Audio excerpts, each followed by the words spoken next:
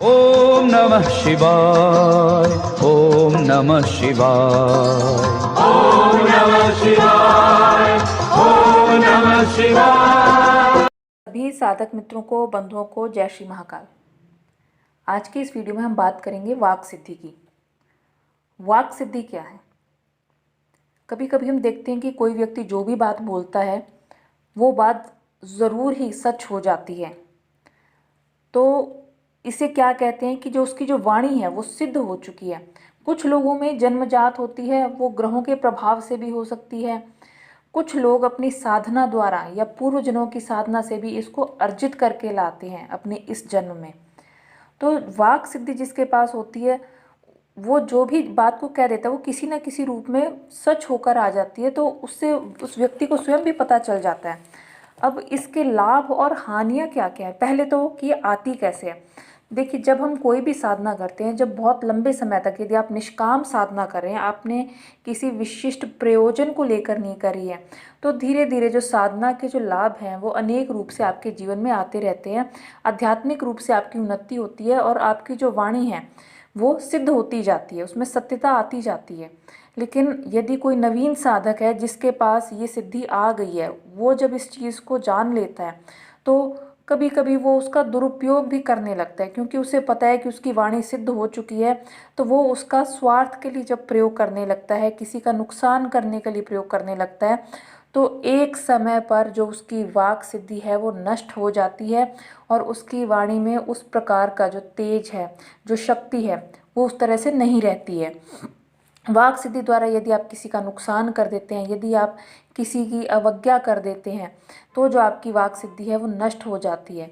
ये उन्हीं केसेस में होता है जब साधक जो है अपने अहंकार को तुष्ट करने के लिए अपनी वाणी का प्रयोग कर लेता है।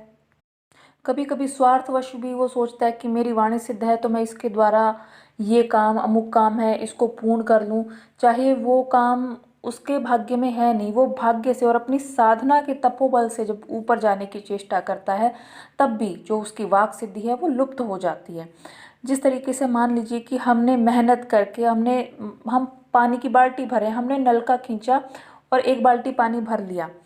अब हम उस पानी को यूं सोचे कि वो पानी हमेशा के लिए वो बाल्टी भरी रहेगी, लेकिन अगर हमने उसमें से प्रयोग करना शुरू कर दिया, हमने उसमें और पानी डाला ही नहीं है, तो वो खाली हो जाएगी।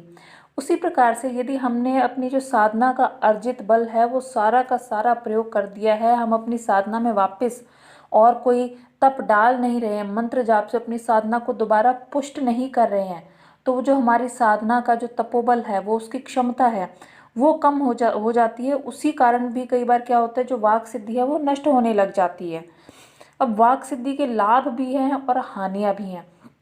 लाभ तो ये कि आप किसी के लिए जब आप शुभ कामना कर देते हैं, कोई मंगल कामना कर देते हैं, आपकी वाक सिद्धि द्वारा मान लीजिए किसी को जॉब मिल गई, किसी का विवाह हो गया है, किसी के जीवन की समस्याएं दूर हो गई है, तो इस क्षेत्र में हम देखते हैं कि वाक सिद्धि बहुत लाभकारी भी है। वाक सिद्धि की हानियाँ तब होती है जब आपने अपने किसी स्वार्थ के लिए, किसी से अपना बैर निकालने के लिए उसके ऊपर अपनी वाणी से प्रयोग कर दिया और सामने वाले का वास्तव में बहुत ज़्यादा नुकसान हो जाता है। तो उस मामले में वो नुकसान न केवल उसको होता है बल्कि साधक को, उस व्यक्ति को स्वयं भी हो जाता है।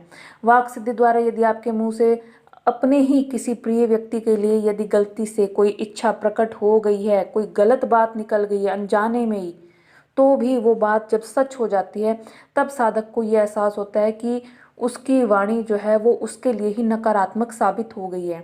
ऐसे केसेस में एक और बहुत सी अजीब चीज़ यदि आप नोट करें कि ज़रूरी नहीं है कि व्यक्ति को बात मुंह से बोलनी ही पड़े।